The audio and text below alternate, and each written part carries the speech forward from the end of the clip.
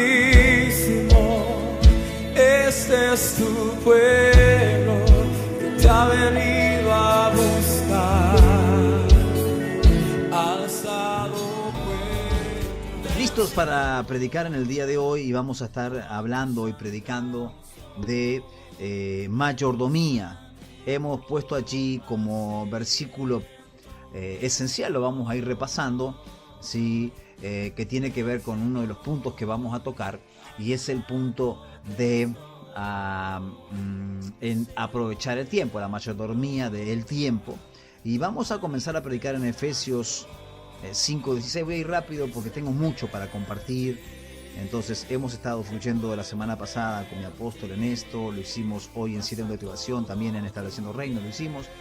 Dice: aprovechando bien el tiempo porque los días son malos. Aquí nos habla de la mayordomía del tiempo, y es muy valioso como todas las cosas que venimos hablando. Entonces nosotros debemos de entender que todos somos mayordomos. Usted, no importa el nivel que tenga, usted es una mayordomo o un mayordomo de Dios. No estamos hablando de oficinas, no hablamos de cargos, no hablamos de pastor, de apóstol, de evangelista, no hablamos de ministerio. Hablamos de mayordomía, todos somos mayordomía. Hoy no nos dio el tiempo, pero por ejemplo, deme un segundo. Rebose mi copa, hasta que rebose mi vida, enciéndeme. Hoy, por ejemplo, uno de los puntos que no nos dio para tocar con los apóstoles, los que estuvieron en Estableciendo Reino, es hablar justamente de nuestra mayordomía, en lo que Dios nos da para ministrar, ¿sí? Y que justamente no nos dio el tiempo, ¿no? Desde el punto de vista que cuando un mayordomo es un esclavo, esto no me va a dar el tiempo para tampoco para tocarlo en el final, pero lo voy a tocar ahora, y para darle algo nuevo de los que vienen siguiendo todo esto que venimos hablando. Mayordomo es un esclavo. Si vamos a los tiempos bíblicos, si vamos a aquellos que hemos aprendido, estudiado un poco de historia en el liceo, en la escuela, nos han enseñado de lo que es el feudalismo. Un feudal era un señor con mucho poder que tenía a su cargo mucha gente esclava. Entonces, antes éramos esclavos del diablo, antes éramos mayordomos del diablo. Cuando Cristo nos compró ¿dónde es que se compraban los esclavos? En el mercado de los esclavos. Dios nos compró en el mercado del pecado y nos hizo libres del diablo, nos compró con su sangre. Cristo nos hizo ahora sus siervos, y ahora Cristo es nuestro Señor. Entonces, Él es nuestro jefe, nosotros somos mayordomos, pero somos esclavos. Y este punto no lo tocamos hoy, pero la mayordomía tiene que ver que servimos a uno y que somos sus esclavos. Entonces, este es un tema muy profundo que los cristianos no quieren que les hablemos. Y esto tiene que ver con lo que veníamos hablando de ahora. ¿Por qué no tienen fe? ¿Por qué no tienen poder? Porque justamente no quieren ser esclavos de Cristo. Entonces toman eso de que somos libres en Cristo y vivo la vida como yo quiero. Y lamentablemente antes estábamos engañados. Antes éramos esclavos del diablo, éramos mayordomos del diablo, porque mentíamos, porque robábamos, porque adulterábamos, porque hacíamos malas cosas que eran desagrado de Dios y eran de agrado del diablo, y lo hacíamos sin problema. Pero ahora que estamos en Cristo, que sí, Jesús nos mostró la verdad, somos sus esclavos. Por algo le decimos Señor. ¿Por qué le decimos Señor a Cristo? Nunca se preguntó por qué decimos Señor. El Señor me salvó, el Señor es mi pastor, el Señor. Si es tu Señor, eres un esclavo. Si es tu Señor, eres una esclava. Entonces, lamentablemente muchos no quieren hablar de mayordomía como esclavos, porque es un tema muy profundo en el cual hacemos lo que nos mandan que hagamos. Por eso falla mucho la iglesia. Si la iglesia tomara este principio de la mayordomía desde el lado de la esclavitud, que no tenemos por qué rebelarnos, que no tenemos por qué preguntar, buscar los por qué tengo que hacerlo así, por qué lo otro, y yo hago lo que yo quiero, y que se meten en mi vida, y que el pastor, y que el apóstol, y que la profeta, que me hablan, y que se piensan que esto no es Dios. Todo eso es rebeldía, porque no tenemos el principio de ser esclavos, de la mayordomía. Entonces, hoy hablábamos de José, y lo podemos tocar ahora, como él fue un buen mayordomo en cada lugar, pero José siempre supo que era un esclavo. Porque desde el momento que lo venden sus hermanos por 20 monedas de plata y lo ponen en la cisterna en el desierto y a él lo compran, a partir de ahí él era un esclavo. Pero él había entendido que era un esclavo de Cristo y él había entendido su función de que él iba a ser un buen mayordomo. Entonces fue un buen mayordomo en Potifar. Oh, José, el número 2 de Egipto después de Faraón. ¡Qué bendición! Quiero ser como José, quiero ser como José. Nadie quiere ser como José cuando era esclavo. No me cambies el canal, ahora me apague la radio. Nadie. Nadie. A ver, ¿qué predicador le va a decir a usted? Sea un buen esclavo como José y sométase a su jefe, sométase a su esposo, sométase a su... Bueno, el esposo a la esposa no, pero los hijos sométase a sus padres como esclavos. Nadie le va a predicar eso porque nadie quiere escuchar esa prédica. Porque va a tener poca audiencia. Porque va a tener pocos amén. Pero ser como José para llegar a Faraón, primero había que ser un esclavo de Potifar. Ser como José... como mayordomo y ser un buen mayordomo dentro de la cárcel, ¿sí? Él era un esclavo en la cárcel, estaba preso y era el mejor preso porque servía a los otros presos. Un mayordomo el que llevaba delante de la cárcel, el carcelero, porque después la Biblia nos habla de un carcelero en el libro de Hechos, capítulo 16, versículo 31, cuando habla, cree tú en el Señor Jesucristo, serás salvo tú y tu casa, ese estaba el carcelero. ¿Sí? Entonces José era esclavo del carcelero, pero además servía a todos los otros presos. Siendo preso, ¿de qué estamos hablando? De un buen mayordomo, de un buen esclavo. Diga conmigo, un buen esclavo. Y bueno, de ahí fue que él fue con Faraón. Y él con Faraón, y esto la gente no lo discierne, él no fue porque discernió. Por eso a veces hay que enseñar mucho la palabra y hay que tener revelación. Y verlo desde el punto de vista correcto. Diga conmigo, punto de vista correcto. O hay una frase que se llama, aquí en Uruguay la decimos, tener sentido común. Yo no sé si usted lo tiene por vista o escuchado esta frase, sentido común. Cuando José va de la cárcel y lo llaman para interpretar el sueño, él era un preso. Él era un esclavo. Dígale a alguien, era un esclavo. Y llegó delante del rey, del faraón, siendo un esclavo. Y él interpreta el sueño. Él interpreta el sueño siendo un esclavo.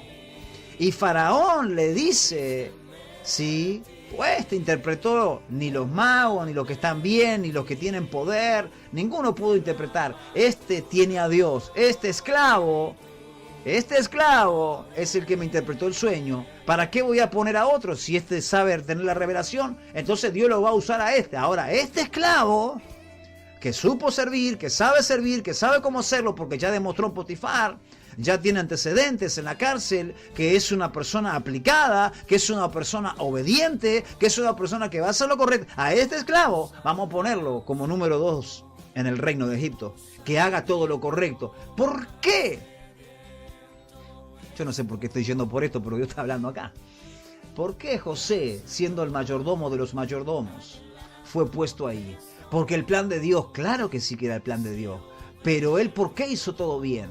Porque tenía un destino, pero él sabía que era esclavo.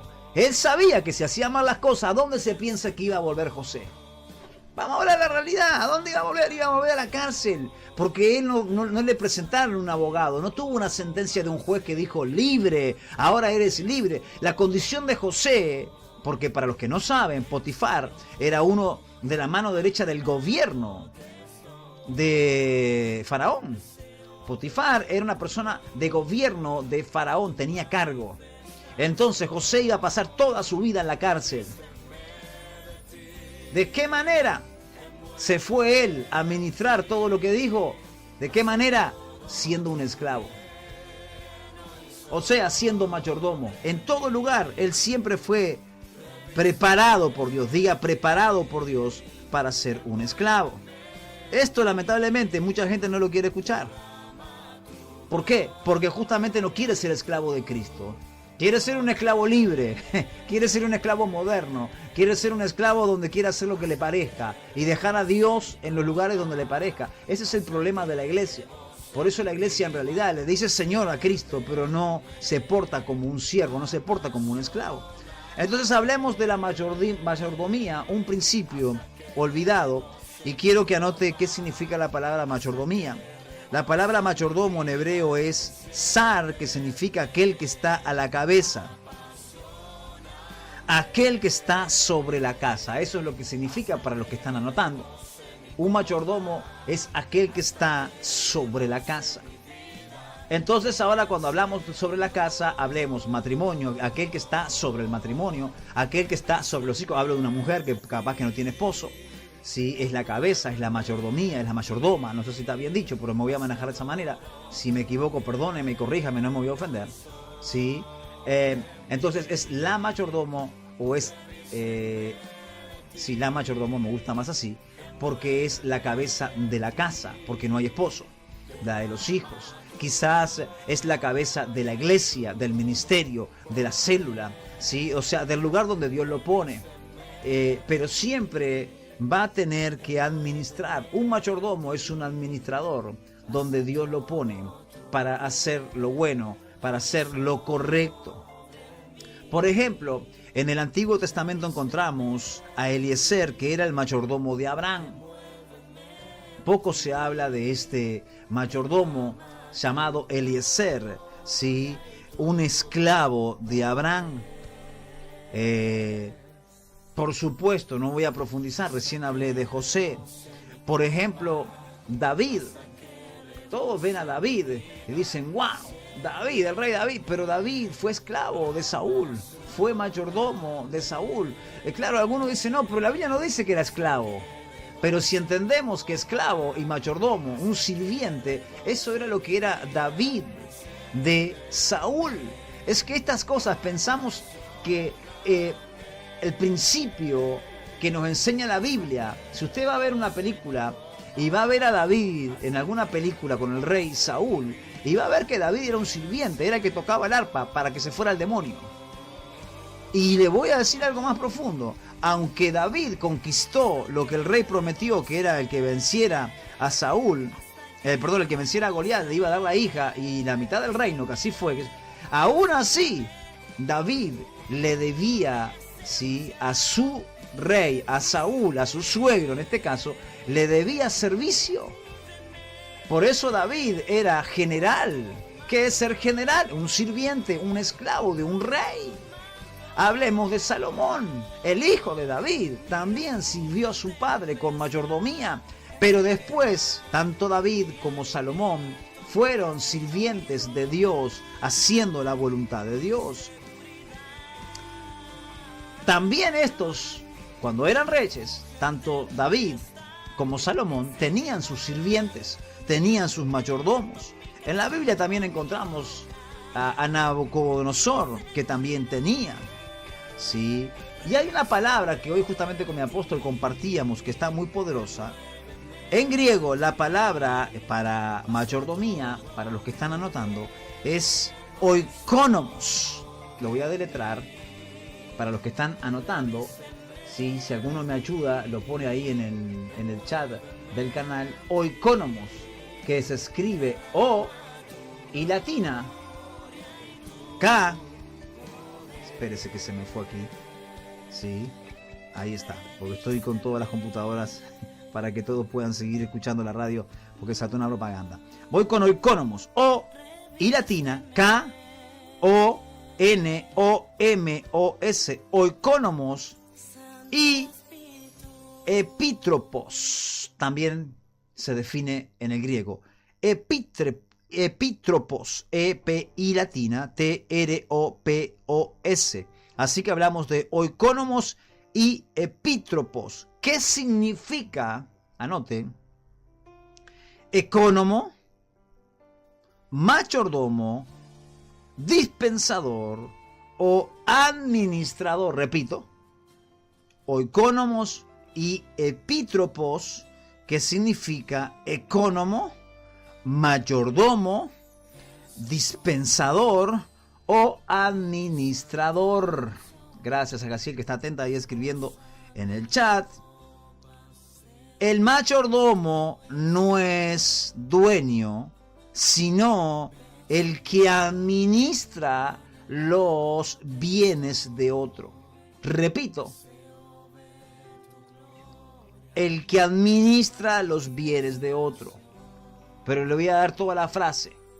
El mayordomo no es dueño, sino el que administra los bienes de otro.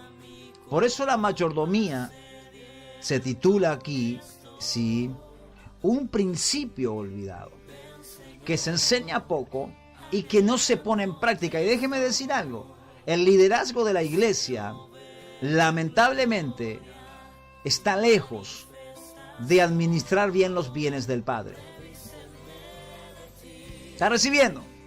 Lamentablemente, y me voy a decir, nosotros, el liderazgo de la iglesia, estamos lejos de administrar correctamente los bienes del Padre.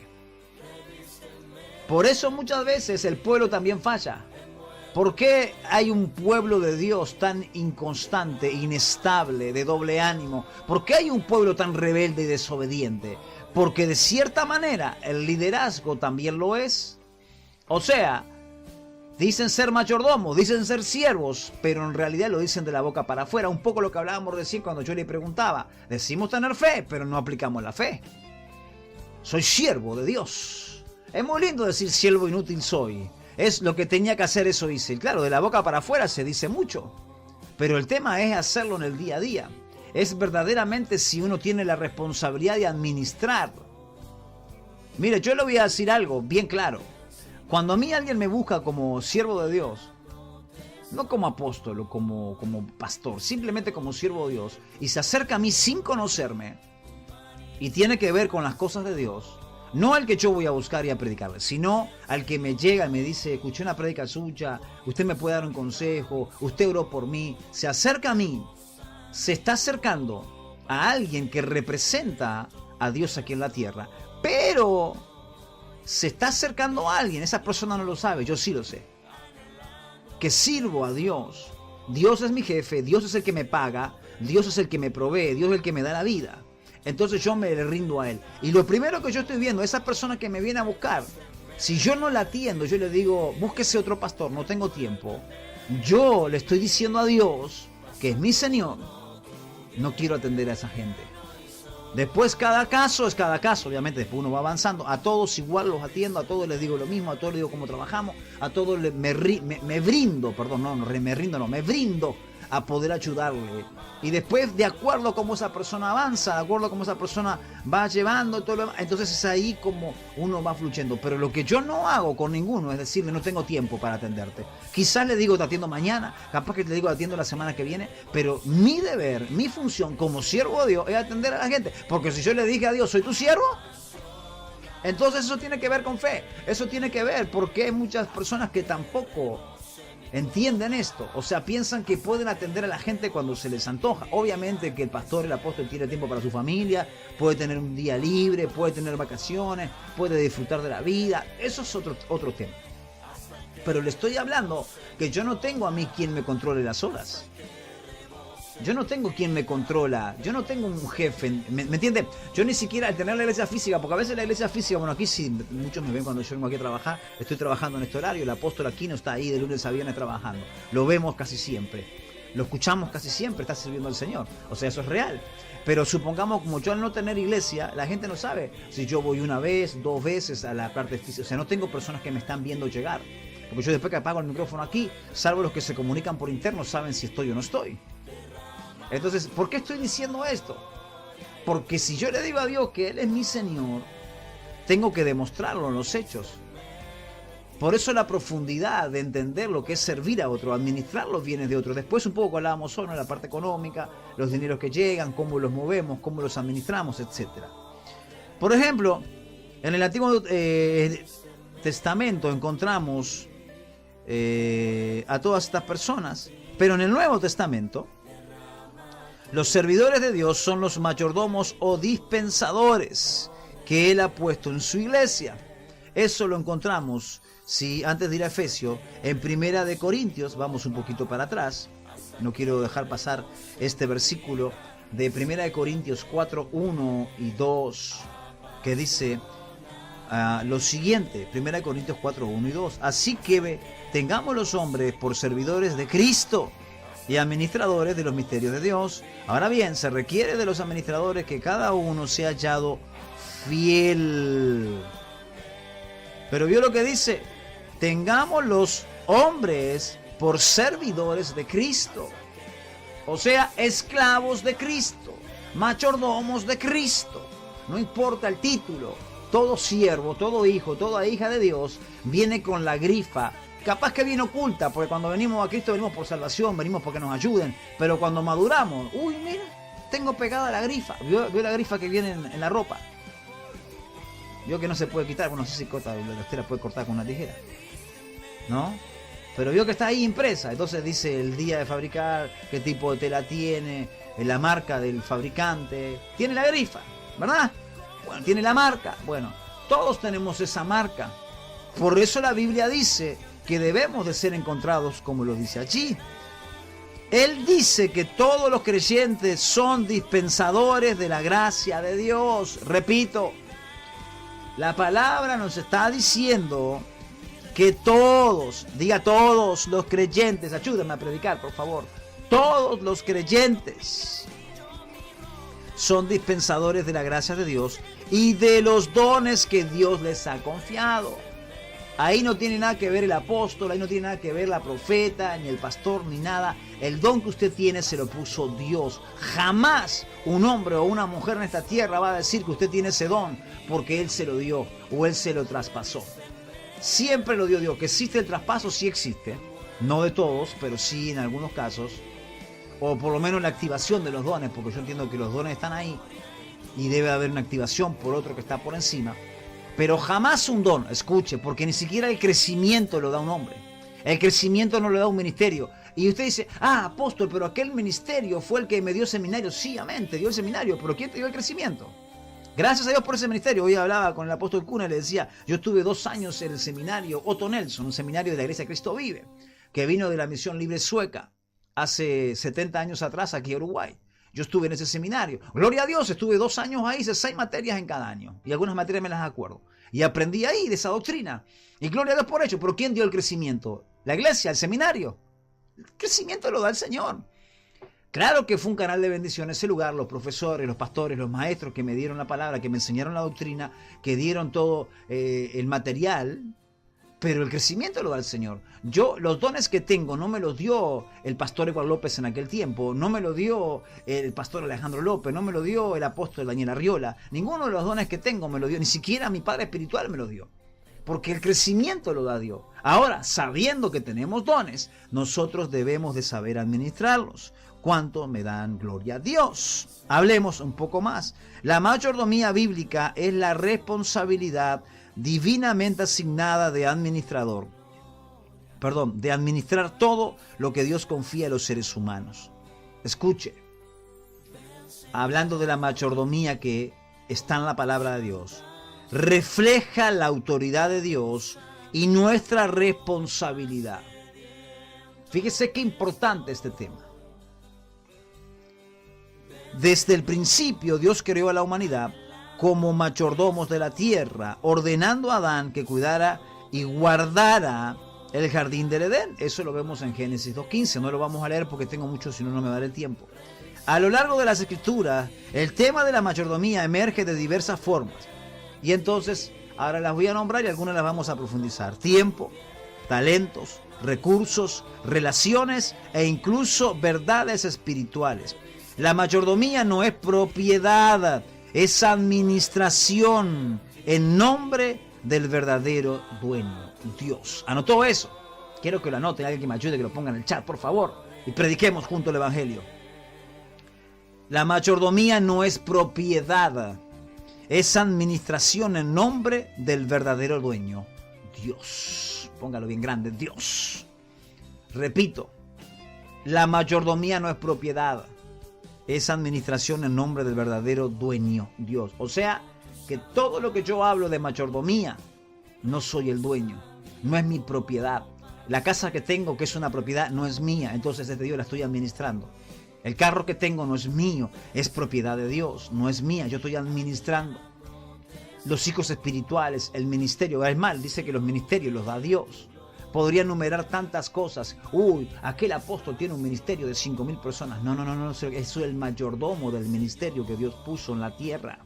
El templo que tiene el apóstol José Barras, qué impresionante. No, él está administrando ese templo. El dueño es Dios, él es el administrador. Alguien está recibiendo palabra de Dios aquí. Alguien que me diga, Dios me está hablando. Anhelándote estoy, deseo ver tu gloria, tu manifestación. Creo que no me va a dar el tiempo para todo lo que tengo que compartir aquí, mirando la hora. Aparte hoy vengo fluyendo ya con otro tema. Número 1, entonces, administración del tiempo. El tiempo es un encargo sagrado de Dios. La Biblia enfatiza la importancia de aprovecharlo al máximo, pues los días son malos. Ahora sí vamos a leer Efesios 5:16, hablando de la administración del tiempo, perdón. Efesios 5:16 dice, aprovechando bien el tiempo porque los días son malos. ¿Qué más? Dios, quien creó el tiempo, ha designado épocas y momentos para todo lo que existe bajo el cielo. ¿Dónde encontramos hablar de todo tiene su tiempo? Eclesiastés capítulo 3, se lo dejo de deberes para avanzar, si no voy a demorar mucho tiempo. Por ejemplo, el salmista oró, enséñanos a contar bien nuestros días para que nuestro corazón aprenda sabiduría. Eso está en el Salmo 90:12. Lo voy a volver a leer porque es importante. Enséñanos a contar bien nuestros días para que nuestro corazón aprenda sabiduría. Quiere decir que de acuerdo a como yo administro el tiempo, es como yo tengo sabiduría. Fíjese qué rema más poderoso este. Que nosotros entendamos que cuando yo tomo decisiones de acuerdo al tiempo y empiezo en las 24 horas que tengo, darle 6-7 horas para dormir, porque necesito administrar el tiempo para descansar, darle 1 hora de mi tiempo todos los días a Dios para orar, para buscarle, darle al menos 1 hora o 2 horas al día a Dios para servirle. Bueno, yo trabajo para Dios, pero supongámoslo que no. Darle al menos un tiempo para estar con la esposa, con el esposo, para estar en el matrimonio, darle un tiempo, otra hora para estar con los niños, darle 8 horas para trabajar. Y prácticamente para uno mismo no hay tiempo, pero vamos a poner que quede 1 hora. Entonces cuando yo empiezo a poner límites, cuando yo empiezo a dar prioridades en el tiempo, empiezo a administrar el tiempo, me hago sabio. Ay. Algunos quieren ser sabios. Comience, obviamente que el principio de la sabiduría, dice Proverbios 1:7, es el temor a Jehová. Pero si usted quiere empezar a ser sabio o sabia, comienza a administrar el tiempo. Porque usted es mayordomo del tiempo. El tiempo es la moneda de cambio de la vida y uno de los aspectos más descuidados de la administración. Le voy a poner un ejemplo para que me entienda. Jesús ejemplificó el uso perfecto del tiempo al alinear cada acción con la voluntad del Padre. En su breve ministerio cumplió con todo lo que le fue encomendado, incluyendo enseñar, sanar y resucitar los muertos. Jesús nos muestra cómo administrar el tiempo en 24 horas, enseñando, sanando, resucitando a los muertos, predicando la palabra en la sinagoga, predicando a los gentiles, ¿sí?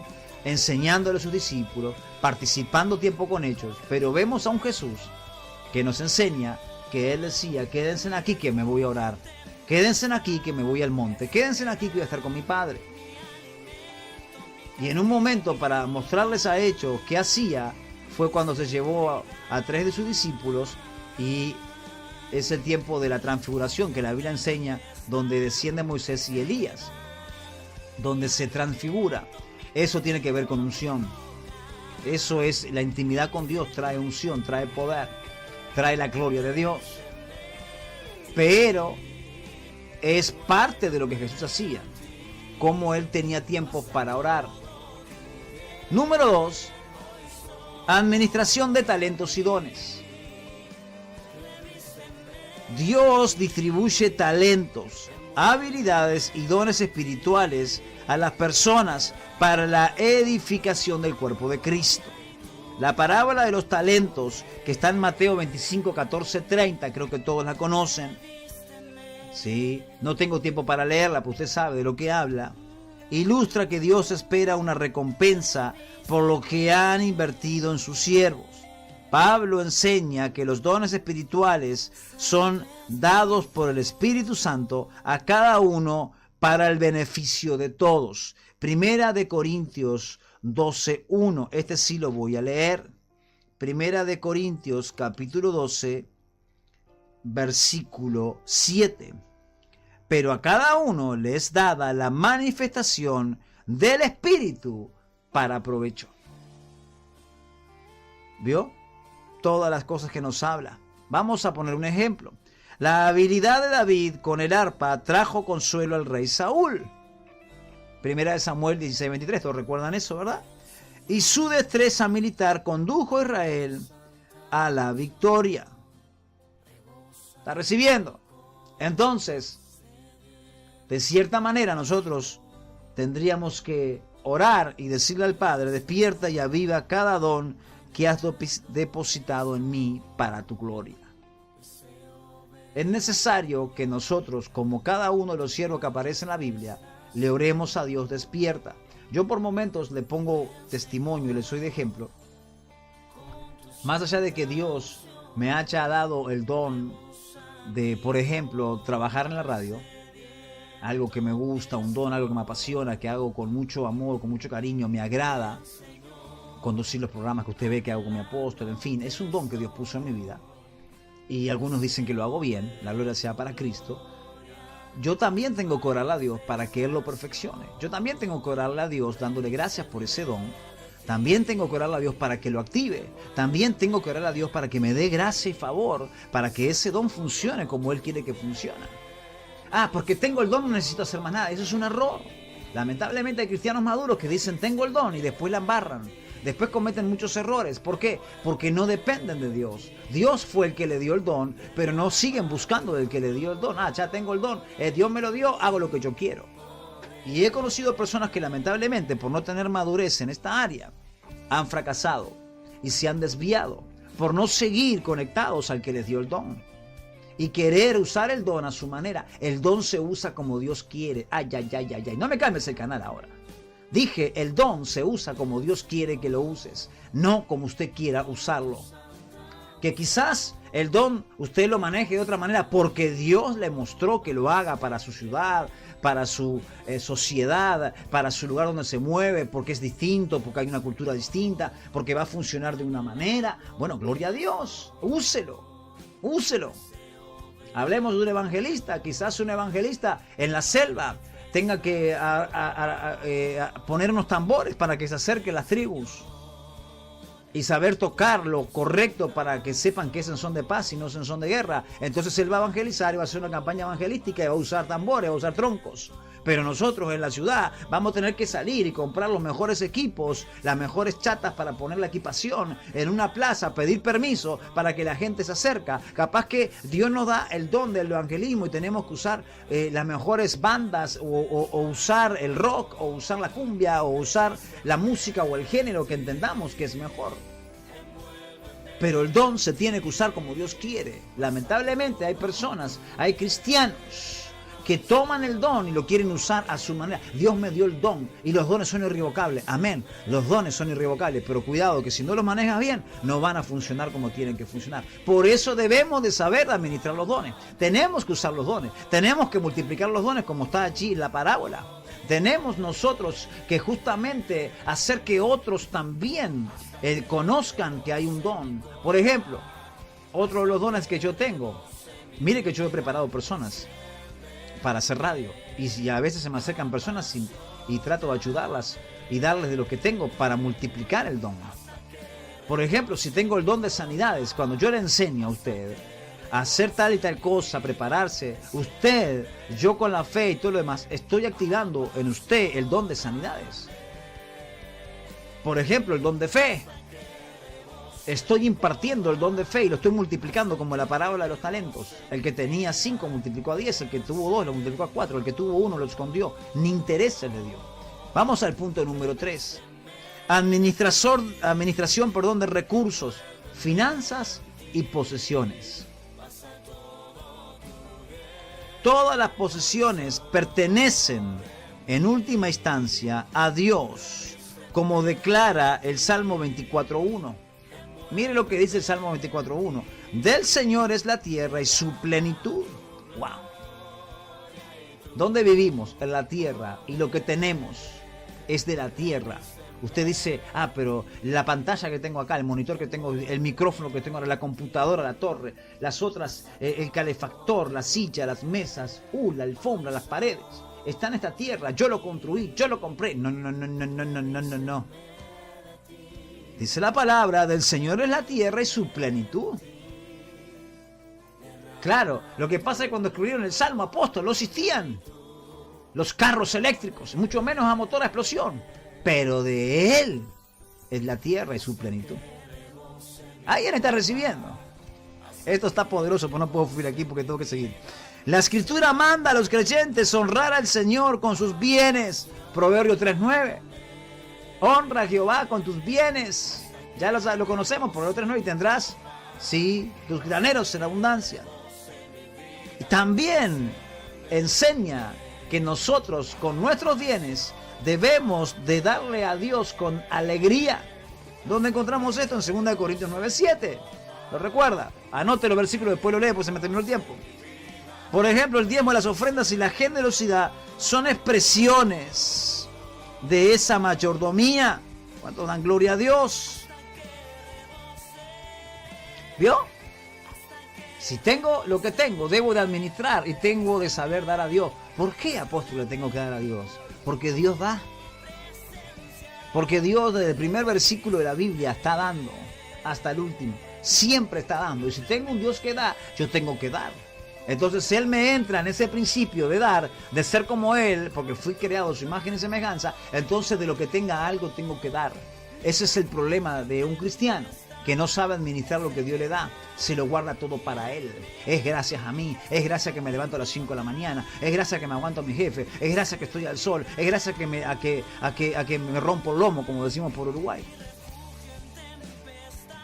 Pero no se dan cuenta que está diciendo es mío, es todo mío, es todo yo. No. Si todo lo que tengo me lo da Dios, entonces Dios de lo que me administra, de lo que gano, yo te voy a dar lo que te pertenece, el diezmo y la ofrenda. Porque estoy siendo obediente, estoy reconociendo que vos me lo das, estoy reconociendo que me lo das para administrar. Hola, ¿habrá alguien ahí que me diga Dios me da para administrar? Y cuando tengo que administrar, te tengo que dar a ti el 10%, te tengo que dar una ofrenda aparte, ahí está mi sacrificio, y tengo que darle de comer a mis hijos, tengo que pagar la renta, tengo que pagar las cuentas, ¿sí? Tengo que predicar el evangelio, tengo que vestirme, tengo que comer, etcétera, etcétera, etcétera, etcétera, tengo que hacer misiones, etcétera, etcétera, etcétera, etcétera. Vamos a poner un ejemplo. Los miembros de la iglesia primitiva vendieron sus posesiones y las compartieron con todos los necesitados. Eso está en Hechos 2, 44 y 45. La viuda de Sarepta dio su última comida al profeta Elías y recibió su provisión milagrosa. Primera de Reyes 17, 8 al 16. Repito, no voy a leer todos estos versículos porque no me da el tiempo. Pero le estoy contando de cómo una viuda supo honrar a un profeta y comieron ella y su hijo y no se murieron, ni tampoco el profeta. Dios no permitió que escaseara la harina y el aceite. Entonces, de Él es la plenitud, de Él es la tierra y todo lo que hay en ella. Por eso hay muchísimos cristianos que dicen que sí, pero en realidad su fe es otra. Dicen que sí, que todo lo que tienen es de Dios. Todo lo que tienen es de Dios. No es así. Número 4. Hablemos de administrar el evangelio. Esto lo repasamos hoy en el programa de Estableciendo Reino con mi apóstol. El mensaje de salvación es una responsabilidad sagrada. Pablo escribió: Dios nos concedió que nos confiara el evangelio. Primera de Tesalonicenses 2:4. Tanto ministros como creyentes están llamados a proclamar la verdad, a enseñar la sana doctrina y a ser discípulos. Es responsabilidad de todos. Diga conmigo, de todos. Todos tenemos que predicarle a alguien. Todos. No es predicar solamente, tomar el micrófono en el púlpito de la iglesia, tener un programa de radio como el que estoy haciendo. Eso es parte. Sí tenemos que hablarle a todas las personas de Dios. Hay un ejemplo. Pablo se consideraba un administrador de los misterios de Dios. Primera de Corintios 4:1, que recién lo habíamos leído justamente. Además, él sufrió persecución, naufragio y prisión para predicar finalmente el evangelio. En todo momento, el apóstol Pablo predicó el evangelio. Siendo un preso, siendo un esclavo, siendo un náufrago, en todo momento él predicó, siendo apóstol, siendo el pastor de la iglesia, en todo momento él predicó el evangelio. Es una responsabilidad que todos tenemos que entender, es la responsabilidad de predicar a Cristo. Número 5, administración del cuerpo. El cuerpo no es simplemente una entidad biológica, sino el templo del Espíritu Santo. Sabemos que eso está en 1 Corintios 6, 19 y 20. La Escritura llama a los creyentes a glorificar a Dios en sus cuerpos y a presentarlos como sacrificio vivo. Romanos 12:1, ¿verdad? Siempre los que están en el ministerio con nosotros saben que oramos todos los ayunos. Romanos 12:1. ¿Sí? Presentad vuestros cuerpos en sacrificio vivo. Sea este vuestro culto racional. Algo que hacemos con raciocinio, pero que estamos cuidando también el cuerpo del Espíritu Santo. Daniel decidió no contaminar su cuerpo con los manjares del rey, mostrando reverencia a Dios mediante la disciplina física. ¿Recuerdan? Daniel 1, 8 al 16, cuando decidió no contaminarse y solo comió legumbres y no comió la comida del rey. Pablo, el apóstol, también habló de mantener su cuerpo bajo control para evitar la descalificación. 1 Corintios 9, 27. Ese que lo tengo cerca, se lo voy a leer rápido. Mire cómo él cuidó su cuerpo. 1 Corintios 9, 27. Sino que golpeo mi cuerpo y lo pongo en servidumbre, no sea que habiendo sido heraldo para otros, yo mismo venga a ser eliminado. Número 6. Administración de las relaciones. Dios coloca a las personas en nuestras vidas como parte de su plan divino. El amor, el perdón y la paz son fundamentales para nuestra relación con los demás. ¿Está recibiendo? Es muy importante entender esto. ¿Sí? Espere que ya le voy a terminar aquí.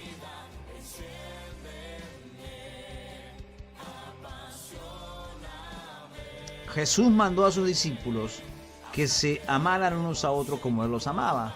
Juan 13, 34 al 35.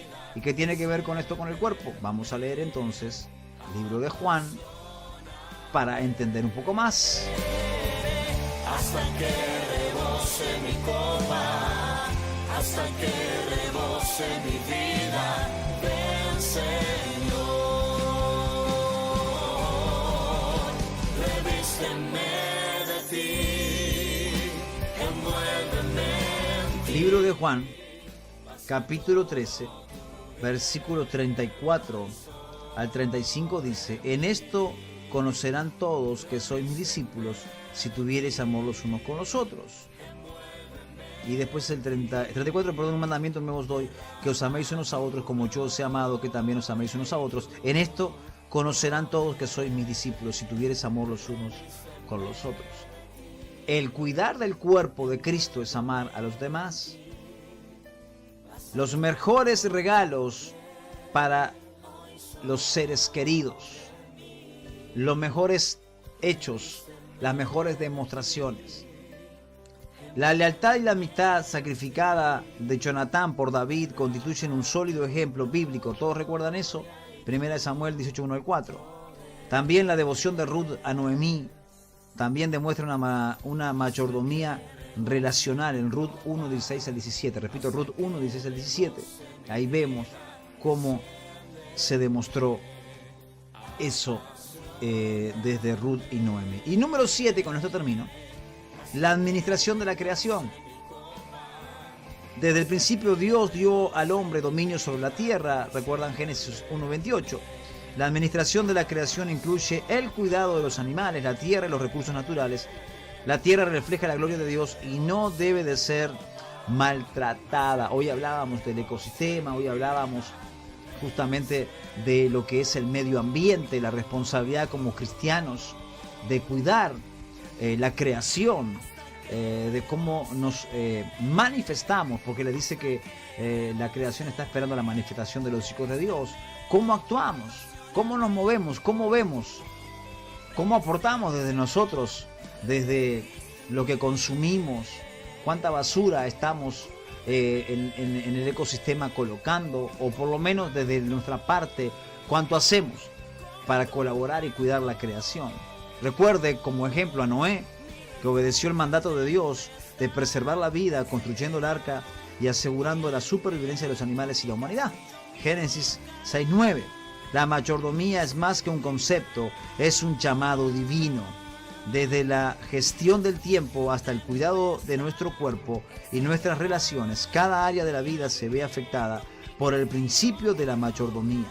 Un día, todo mayordomo rendirá cuentas ante el Señor, como dijo Jesús: bien hecho, buen siervo y fiel, sobre poco has sido fiel, sobre mucho te pondré. Mateo 25:21. Ahí estoy terminando. Les dije que no me iba a dar el tiempo para todo, pero quería compartirle justamente estas bendiciones que nos da la palabra, que nos enseña, ¿sí?, el de ser buenos mayordomos, en tener mayordomía, en ser buenos administradores, en que usted donde esté sea la cabeza del lugar. No importa si es hombre, si es mujer, obviamente si usted es hombre es la cabeza por encima de la esposa, por encima de la mujer, pero si no hay un esposo en la casa, usted es la cabeza, la mayordoma, para poder llevar adelante donde Dios le puso, saber administrar todos estos puntos que hemos tocado en el día de hoy como buenos mayordomos. Cuando somos mayordomos del que nos dio, recuerde que no somos dueños, sino que lo que estamos haciendo es administrar lo que Dios nos concede. Yo estoy administrando ahora aquí Canal Camino Espiritual, estoy administrando Vamos Arriba, estoy como administrador del Ministerio Internacional Gran Yo Soy, en fin. Tengo otros roles como administrador de la casa, de la familia, del matrimonio, de mis hijos. En varios lugares Dios me ha puesto para administrar. Usted también tiene lugares. No se trata de cantidad. Se trata que donde usted esté, usted pueda hacer lo correcto. Usted tome la responsabilidad de administrar. De que Dios le está dando una confianza. Y como hoy también decíamos, y ahora no lo leí, en lo poco me fuiste fiel, en lo mucho te pondré.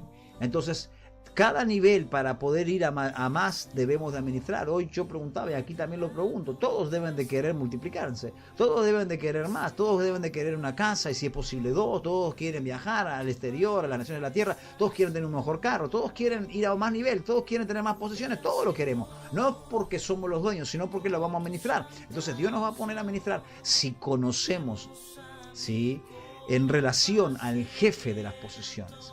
Si conocemos a nuestro Señor y podemos entender y conocemos el corazón de Él y Él conoce nuestro corazón, Él nos va a dar. Pero primero nos va a poner un nivel. Quizás su primer nivel es tener un puestito en la feria vendiendo ropa usada, como me pasó a mí. Ahí Dios me enseñó como administrador. Ahí empecé como mayordomo. 2 meses de cristiano, ni 3 meses de cristiano tenía. ¿Y qué era lo que Dios estaba poniendo en mis manos? Ropa usada, pedida puerta a puerta, yendo a una feria a venderla, y ahí empecé a administrar, porque de ahí comía a mis hijos, porque de ahí sacaba el diezmo, porque de ahí sacaba la ofrenda. Bueno, Dios me dijo: me fuiste fiel en lo poco, en lo mucho te pondré. Quizás administrar una célula de 3, 4, 5 personas, quizás administrar una iglesia chiquitita de 3x3, como empezamos, de ser justamente buenos administradores donde Dios nos pone, para después que Dios nos ponga en grandes templos, para que después Dios nos dé la posibilidad de ministrar a cientos y a miles. Pero para llegar a eso, a lo mayor, primero tenemos que empezar en la fidelidad en lo poco. No vamos a poder llegar, Dios no nos va a confiar porque no vamos a estar preparados. Dios no le va a dar 10.000 personas si usted no puede comenzar a administrar 3.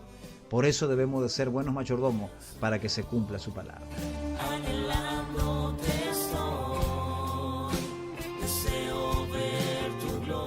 Padre, gracias te damos por tu palabra. Bendigo a tu pueblo, desatamos mayordomía en el nombre de Jesús sobre todos los que están aquí, para que justamente siendo fiel en lo poco, tú los pongas en los muchos. Gracias por cada mayordomo y por cada machordoma que está aquí, cada mujer, cada hombre de la mayordomía. Gracias por tu iglesia, gracias que somos ejemplo y administramos tus cosas. Dios mío, yo bendigo a tu pueblo, desatando esta palabra, activándola, para que, Dios mío, sean buenos mayordomos, para que tú desates, Dios mío, sabiduría de lo alto, para que se cumplan los diferentes niveles, tu poder y tu bendición. Padre, en el nombre de Jesús, gracias te damos. Amén y amén. Manifiesta tu presencia, Señor. Manifiéstate, Señor. Manifiéstate, Señor. Vamos a decirle: que venga tu reino, tu luz a mi vida.